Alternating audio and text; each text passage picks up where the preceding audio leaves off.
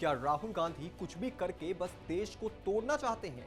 ये सवाल इसलिए उठ रहे हैं क्योंकि एक बार फिर विदेशी धरती से राहुल गांधी ने भारत के लिए जहर उगला है और अमेरिका की धरती से ऐसी बात बोली है कि खालिस्तानी भी अब उनकी तारीफ करने लगे हैं। जाहिर सी बात है कि अगर अमेरिका जैसी धरती से अगर राहुल गांधी भारत विरोधी बातें बोलेंगे तो वो देश के दुश्मनों को तो पसंद आएगी ही। बताएंगे आपको कैसे राहुल गांधी कर रहे हैं इस देश को तोड़ने की प्लानिंग। पर उससे पहले अगर आपने हमारे चैनल को सब्सक्राइब नहीं किया है तो अभी सब्सक्राइब कर लीजिए और बेल आइकन दबाना ना भूलें। नमस्कार, मैं हूं आपके साथ स्नेहित श्रेयस, आप देख रहे हैं आई ऑन भारत। कांग्रेस नेता राहुल गांधी 3 दिवसीय अमेरिका दौरे पर हैं और कई मंच से ऊट पटांग बातें कर रहे हैं। पहले टेक्सास, फिर वर्जीनिया और फिर उसके बाद वॉशिंगटन में राहुल के बयानों ने राजनीतिक भूचाल ला दिया है। और सबसे जरूरी बात, अपने भाषणों में खास तौर पर राहुल गांधी बीजेपी, पीएम मोदी और आरएसएस पर हमले कर रहे हैं। चलिए इसके बारे में तो हम आगे बात करेंगे ही, पर सबसे पहले आप राहुल गांधी के भाषणों के कुछ अंश को सुन लीजिए। मुझे लगता है एक निष्पक्ष चुनाव में बीजेपी 240 सीटें भी नहीं जीत पाती। वह आर्थिक रूप से मजबूत थे, उन्होंने हमारे बैंक अकाउंट को फ्रीज कर दिया। चुनाव आयोग वो ही करता रहा था जो वो चाहते थे। पूरे प्रचार की संरचना इस तरह से की गई थी कि नरेंद्र मोदी पूरे देश में अपना काम कर सकें। जिन राज्यों में वो कमजोर थे उनको उन राज्यों की तुलना में अलग ढंग से डिजाइन किया गया जहां वो मजबूत थे। मैं इसे एक निष्पक्ष चुनाव की तरह नहीं बल्कि नियंत्रित चुनाव की तरह देखता हूं। अब जरा आरएसएस पर राहुल गांधी ने अमेरिका में क्या कहा, आप इसको भी सुन लीजिए। आरएसएस क्या कहती है? वो कहती है कुछ राज्य बाकी राज्य से छोटे हैं, कुछ भाषाएं बाकी भाषाओं से नीचे हैं, कुछ धर्म बाकी धर्म के आगे कुछ नहीं है, कुछ संप्रदाय बाकी संप्रदाय से छोटे हैं। यही लड़ाई है। जबकि हमारी राय है कि आप चाहे पंजाब से हो, हरियाणा से हो, राजस्थान से हो या मध्य प्रदेश से, आप सभी का अपना एक इतिहास है, संस्कृति है, भाषा है और आप उतने ही महत्वपूर्ण हैं जितने की बाकी लोग। राहुल गांधी ने सिख धर्म को लेकर भी ऐसी बात कही जिससे बखेड़ा खड़ा हो गया। राहुल गांधी ने वर्जीनिया में भारतीय मूल के लोगों को संबोधित करते हुए कहा कि आपको यह समझना होगा कि लड़ाई किस बारे में है। लड़ाई राजनीति के बारे में नहीं है, यह सतही है। आपका नाम क्या है? लड़ाई इस बारे में है कि क्या एक सिख के तौर पर उन्हें भारत में पगड़ी पहनने की इजाजत दी जाएगी, एक सिख के तौर पर उन्हें भारत में कड़ा पहनने की इजाजत दी जाएगी, या फिर एक सिख गुरुद्वारा जा सकेगा। असली मायनों में लड़ाई इसी को लेकर है और सिर्फ इनके लिए नहीं बल्कि सभी धर्मों के लिए है। अब बयान देश विरोधी हो तो देश विरोधी लोगों को तो पसंद आएगा ही। राहुल गांधी की ओर से अमेरिका में सिखों को लेकर दिए गए बयान की जहां भारत में बीजेपी से जुड़े सिख नेताओं ने काफी आलोचना की है, तो वहीं अब इसके समर्थन में खालिस्तान की मांग करने वाला आतंकी गुरपतवंत सिंह पन्नू आ गया है। उसने राहुल गांधी के इस बयान का समर्थन किया है।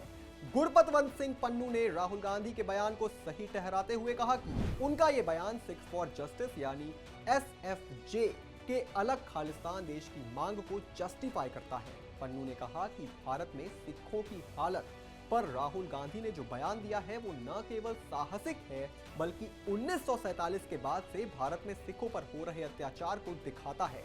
यह पंजाब की आजादी के लिहाज से सिख फॉर जस्टिस के रुख को भी पुष्टि करता है।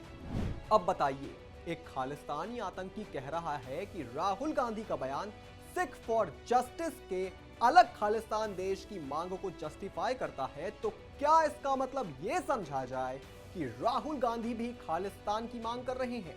क्या राहुल गांधी खालिस्तान का समर्थन करते हैं? क्या राहुल गांधी ये भूल गए कि दिल्ली में 3000 सिखों का नरसंहार किया गया, उनकी पगड़ियां उतार दी गई, उनके बाल काट दिए गए और दाढ़ी मुड़वा दी गई? राहुल गांधी यह नहीं कहते हैं कि यह तब हुआ जब कांग्रेस सत्ता में थी। एक बार जरा यह भी सुन लीजिए कि अमेरिका में राहुल गांधी ने नेशनल प्रेस क्लब में क्या कहा।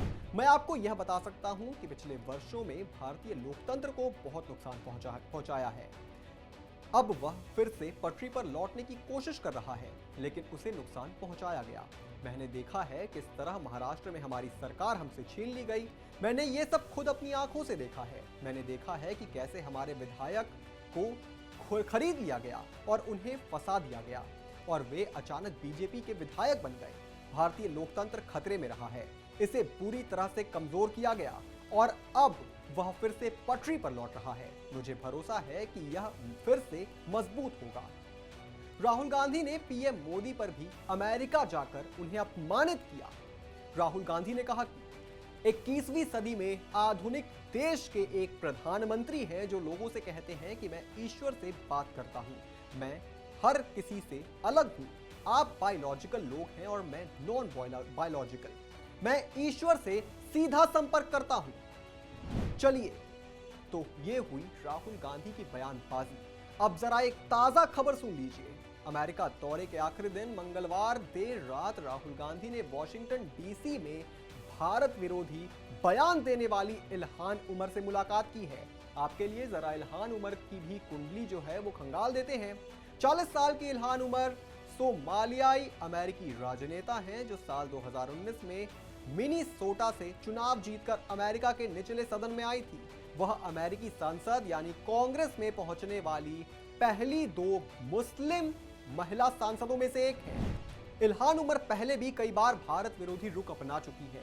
वह पीओके को पाकिस्तान का हिस्सा बता चुकी है। उन्होंने 2022 में पाकिस्तान का दौरा किया था। इस दौरान वो पाक अधिकृत कश्मीर भी गई थी। इसकी फंडिंग पाकिस्तान सरकार ने की थी। उन्होंने पाकिस्तान के पूर्व प्रधानमंत्री शहबाज शरीफ और इमरान खान से भी मुलाकात की थी। भारत ने इस पर कड़ी आपत्ति जाहिर की थी। राहुल गांधी ने चीन पर भी अपनी बात रखी। उन्होंने कहा कि चीनी सैनिकों ने लद्दाख में दिल्ली के आकार की जमीन पर कब्जा कर रखा है। यह एक आपदा है। मीडिया इसके बारे में लिखना पसंद नहीं करता। अमेरिका कैसे रिएक्ट करता है? क्या राष्ट्रपति यह कहकर बच जाते मामला अच्छी तरह से संभाला है? मोदी चीन को संभाल नहीं पा रहे हैं। खैर, राहुल गांधी ने पहली बार तो ऐसा नहीं किया है कि वो विदेश जाकर इतना बड़ा ब्लंडर करके आए हों। मई 2022 में ब्रिटेन दौरे के दौरान उन्होंने सीबीआई और ईडी का हवाला देते हुए भारत सरकार की तुलना पाकिस्तान से की थी। दिसंबर 2020 में इटली दौरे पर गए थे जब कांग्रेस का स्थापना दिवस मनाया जा रहा था, लेकिन वह शामिल नहीं हुए और इस पर भी विवाद हुआ। कुछ महीने बाद पंजाब, गोवा, उत्तराखंड, मणिपुर और यूपी में चुनाव हुए। इसमें कांग्रेस का प्रदर्शन अच्छा नहीं रहा। दिसंबर 2019 में सीएए के विरोध के दौरान राहुल गांधी दक्षिण कोरिया गए थे। उनकी इस यात्रा को लेकर कई कांग्रेसी नेताओं ने भी सवाल उठाए थे। अक्टूबर 2019 में हरियाणा और महाराष्ट्र चुनाव से केवल 15 दिन पहले वह कंबोडिया चले गए थे। बीजेपी ने तब कहा था कि वह पर्सनल टूर पर बैंकॉक गए हैं। हालांकि कांग्रेस ने इसका खंडन करते हुए बताया था कि वह मेडिटेशन के लिए गए हैं। मगर राहुल गांधी का यह दौरा इसलिए खास था क्योंकि नेता प्रतिपक्ष बनने के बाद ये राहुल गांधी का पहला दौरा था। इसमें होना चाहिए था कि राहुल गांधी जाकर देश की ताकत की बात करते। चलिए, विकास की ना सही, देश की संस्कृति की बात करते। पर हुआ क्या? राहुल ने जमकर देश विरोधी बयानबाजी की। देश के दुश्मनों का राहुल गांधी का समर्थन मिला। देश को नुकसान पहुंचाने की सोच रखने वाले लोगों से राहुल गांधी मिले। क्या इसी तरह के नेता प्रतिपक्ष की उम्मीद देश को है? खैर, राहुल गांधी के अमेरिका दौरे पर हुए इस पूरे बवाल पर अमित शाह का भी बयान सामने आया है। गृह मंत्री अमित शाह ने कहा है कि देश विरोधी बातें करना और देश को तोड़ने वाली ताकतों के साथ खड़े होना राहुल गांधी और कांग्रेस पार्टी की आदत सी बन गई है। चाहे जम्मू कश्मीर में देश विरोधी और आरक्षण विरोधी एजेंडा का समर्थन करना हो या फिर विदेशी मंचों से भारत विरोधी बातें करना हो, राहुल गांधी ने देश की सुरक्षा और भावना को हमेशा आहत किया है। न जाने राहुल गांधी को यह कब समझ में आएगा कि उनका विदेश में जाकर भारत को बदनाम करने का मतलब यह है कि अब भारत की जनता को अपमानित कर रहे हैं। पूरा देश ही नहीं बल्कि पूरी दुनिया देख रही है कि राहुल गांधी की ये ओछी राजनीति कांग्रेस का पतन करने वाली है। इस पर आप क्या सोचते हैं दोस्तों? हमें कमेंट करके जरूर बताएं और भी तमाम बड़ी खबरों से जुड़े रहने के लिए आप देखते रहें आय ऑन भारत।